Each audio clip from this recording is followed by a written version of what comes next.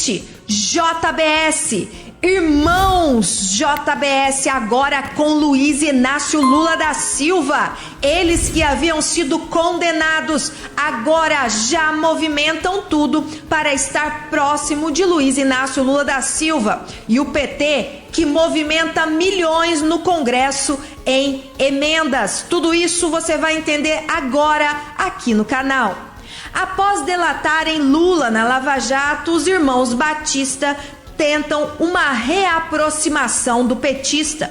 Após delatarem o atual presidente Lula na Lava Jato, os irmãos Wesley e Joesley Batista, da JBS, se distanciaram do PT e tentaram se aproximar de Jair Bolsonaro nos últimos 4 anos. Até contrataram o advogado Frederico Wassef, de confiança da família do ex-presidente, mas sem nenhuma chance. Uma das tarefas de Wassef era tratar da repactuação do acordo da delação premiada dos irmãos Batista de 2017. Ou então era um movimento para dizer que Bolsonaro tinha alguma coisa com a JBS. O que aconteceu? Não deu certo. Sem procuração oficial, eles não entregaram uma procuração oficial, parecia que era só para dar notícia, né? Parecia que é só para cair na mídia, que o mesmo advogado estava trabalhando então com os criminosos, mas aí de repente eles próprios não dão. Como que você contrata um advogado e não dá uma procuração para ele? É um absurdo isso, não é? É uma coisa assim que dá para se perceber que tinha treta aí no meio. Com a volta de Lula, então, ao Planalto, os Batista rapidamente contrataram, sabe quem? Cristiano Zanin, advogado e homem de confiança do presidente. A missão de Zanin seria reconstruir, então, pontes após Joesley contar na Lava Jato que tinha conta no exterior para pagar propinas a Lula e Dilma. Preste atenção, agora os irmãos Batista contratam Cristiano Zanin para poderem novamente reconstruir as pontes com Lula e Dilma, já que Joesley contou na Operação Lava Jato que tinha contas no exterior para pagar as propinas a Lula e Dilma. Por nova ligação com o PT, os irmãos Wesley e Joesley Batista contrataram então o novo advogado, causando um alvoroço no meio jurídico. Os irmãos da JBS acabam de contratar Cristiano Zanin, advogado de Lula.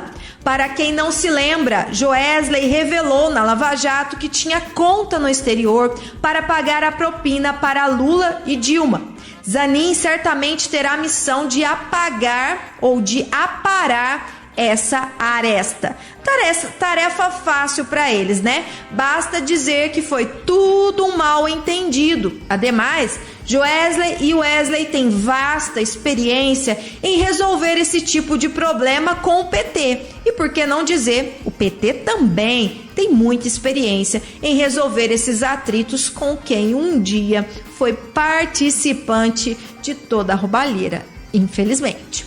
A equipe de Lula também no Congresso agora já começa a movimentar 330 milhões das emendas de relator. Já tem dinheiro para ser distribuído, então Joesley e Wesley Batista já têm planos também para trabalharem ao lado do PT. Dos 15 vice-líderes definidos por Lula na Câmara dos Deputados, 4 já solicitaram as emendas de relator, no total de quase 125 milhões, de acordo com as informações do site Metrópolis. Juntando os valores requeridos por ministros do petista, a quantia chega a 330 milhões. Durante a campanha eleitoral, Lula fez diversas críticas ao orçamento secreto. Em uma delas, chegou a chamá-lo de a maior vergonha deste país. Na relação de indicações de emendas de relator, estão os ministros Carlos Fávaro, da Agricultura, Daniela do Vaguinho, que é a do Turismo, que tem aquele monte de denúncias contra ela, né, sobre as milícias, sobre as conexões e ligações dela lá com os bandidos, Juscelino Filho, das Comunicações, André de Paula, da Pesca, e Alexandre Silveira, de Minas e Energia.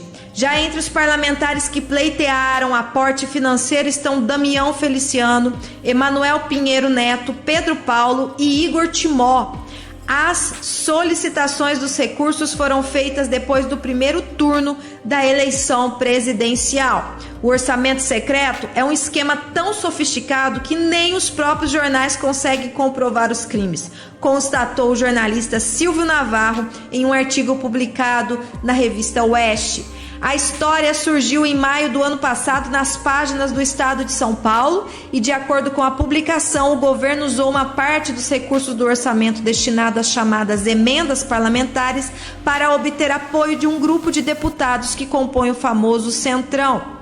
A partir de algumas premissas, algumas perguntas podem ser respondidas. Quem é o responsável pela análise do orçamento? Uma comissão mista formada por 12 deputados e 12 senadores com o mesmo número de suplentes. Esse grupo debate e delibera sobre uma série de matérias até chegar à Lei de Diretrizes Orçamentárias. E é ela que define quais serão os gastos prioritários do governo no ano seguinte.